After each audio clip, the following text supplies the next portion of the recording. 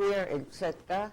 I was at Sheldon Jackson School, came from Haynes to Sheldon Jackson, and I worked in the cannery. Then in 1929 was my first experience working in the cannery for 25 cents an hour. And my tuition was $50 a year at that time. So I didn't have much money left, by the time. Money didn't stretch that. It was available to us to work there at the time. We were fortunate. We had a job. My job at the time was to stack cans way up in above deck, and we packed the cases of empty cans that were ready for filling. I never did work with the fish, but I worked with the cans, and I was trying to place who was available who's alive at that time. I think about the oldest one alive that worked in the cannery at that time. It was never a big cannery. Pelican Cannery was just one line, but I used to get to go in there when I was a kid, and that was the most exciting place in town. Even more so than the sawmill and the cooper shop and Old George's boat shop, because all the noise and the whirling machinery and the shiny cans flying along, and all the women with their bright head scarves working away and still managed to talk full tilt at the same time, and the roar of the steam going in and out of the retorts and the doors clanging. It was I used to just burst out yelling myself to add to the noise. It was such an exciting place. The Pelican Cannery ran until 1959. That was the year Alaska became a state. And of course, the first thing they did was outlaw fish traps, which had a lot of, I think, was a short-sighted, emotional, and poorly thought-out decision. It tore the heart out of the canned salmon industry. It didn't need to have been done that way, but most of the big canneries just shut down at that time and destroyed the livelihoods of an awful lot of people. You had all these different buildings, and they had different functions. You had an area where you made boxes.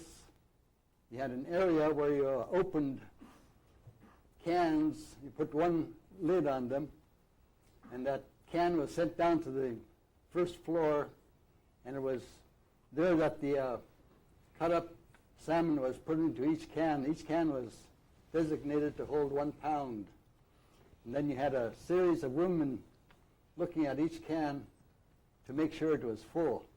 If it was short a couple slices, they added those slices to that can. And then it could be sent into to have the lid put on it. After the lid was put on it, then it went into a tray. Several trays were put into the boiler. I would estimate about 12 trays were put in there. And they were slid into the boiler room on a rail. And the door was shut behind them, and they were cooked. I'm not sure how long they cooked them, but it was cooked, and then after a certain time it was extracted, and it was put outside in the hallway where it was cooled. And when it was cooling, you could hear the cans popping. Now, as I grew older and I reached the age of 14, my mother sent me over to Chatham to stay with my Aunt Martha Kitka. My Aunt Martha put me to work up in the can loft. And they have this great, big, huge, noisy machine. You can't hear yourself talk, much less think. And it was my responsibility to lift the lids for the cans and put it in my hand and look for warped ones. And I was supposed to pull those out and throw them away before I put it into the machine. And these lids are going down all the time as the cans are being lidded. Well, as 14 years old go, you drift off into, dreamland. So I'm just going like this, and I'm lost in another world. And my machine is shut down, and I snap out of my dream. And here is my boss. And he is a great, big, huge Norwegian man with wild white hair. His name was And George. I looked at him with with great big huge eyes, and he says, "You're not paying attention to what you're doing." He pointed to behind my machine, and there was this huge stack of lids that had been spit out of the machine because it was getting all the bent ones, so everything after the bent one went on the floor.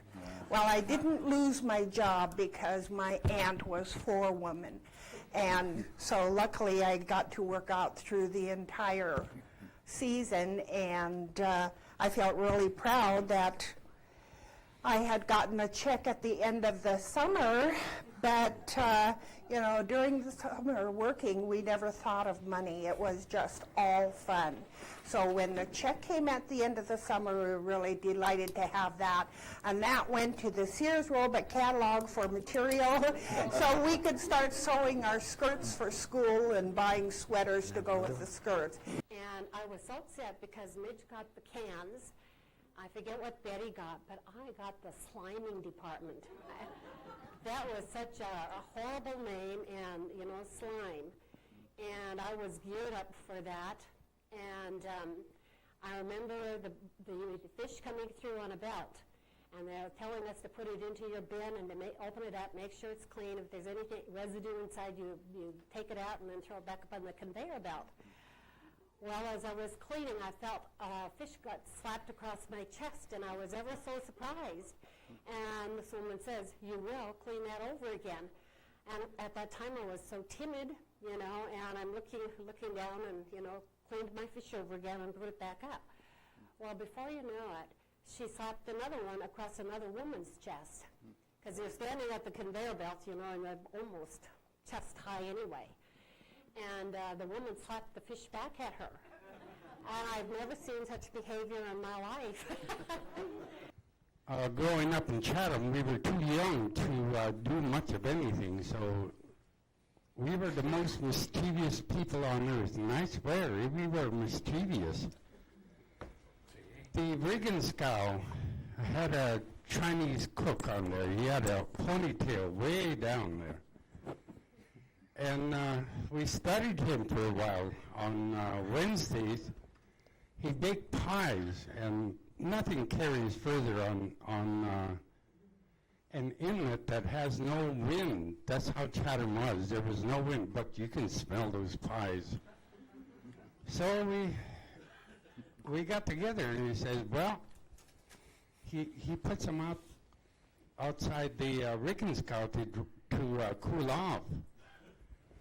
So one of us got the bright idea, we'll pick up one and take off one way, and while he's chasing him, we'll take another one and go the other way. And you could hear this Chinese there, he's just bellowing, and I swear, he got his cleaver one time to more or less scare us away. And one of them was, I think I was on the fishing vessel Neva at that time. I was about 13 years old, maybe even 12. But on the Cannery tender, Clydesdale or the Shamrock, one of the crew members on either one of those vessels, I'm not really sure which one, was a young fellow by the name of Calvin. And I don't know just which one that was.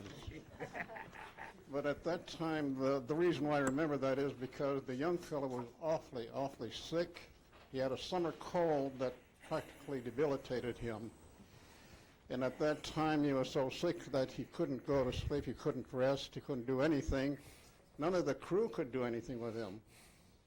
So the cook says, well, I can fix you a medicine that will help you go to sleep.